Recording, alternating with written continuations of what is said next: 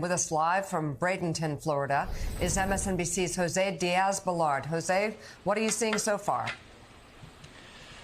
Mika, Joe, good morning. What we're seeing is the wind is starting to pick up. We are in the Bradenton area, just north of Sarasota. And you can see that the wind is picking up here. This is the Bay of Sarasota. Behind it is the Gulf of Mexico. We're seeing some movement there of the wind. I've got to tell you, just coming into where we are in this location, we're already seeing how there are a lot of areas that are boarded up.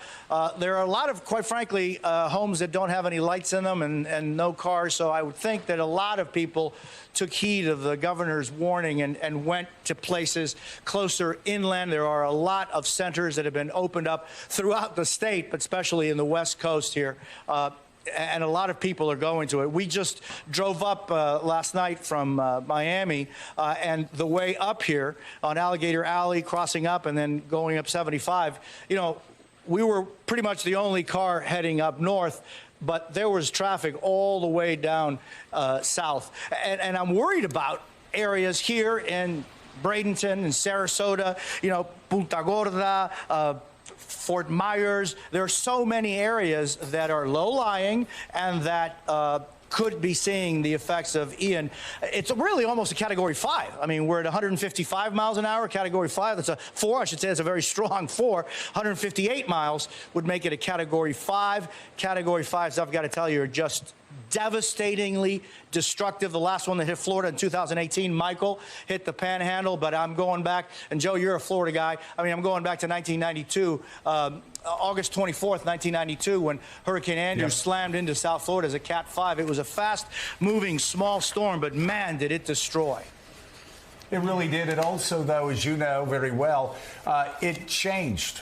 It changed Florida for good. You have pre-Andrew or pre-Miami houses. You have post-Andrew, post-Miami houses. Explain that really quickly about how after that, the building codes changed radically in the state of Florida. And that's why fewer people will die during this storm. Fewer houses will be destroyed, even though it's going to be devastating. But Andrew really was. It was this defining line in Florida hurricane preparedness.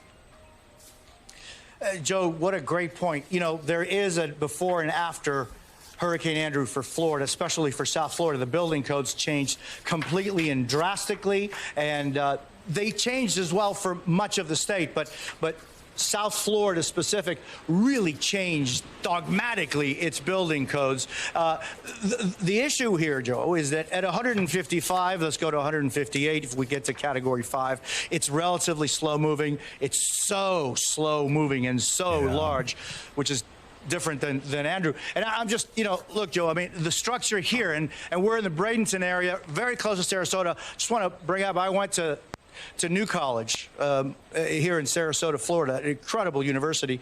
But that's right here. And this whole area, Joe, has been beefed up as far as building codes. There's a lot more concrete. The roofs are certainly, hunkered down more than they were previous to 1992. But just, what structure holds up to a Cat 5 for 12 hours or 14 hours. This is a really serious, dangerous situation.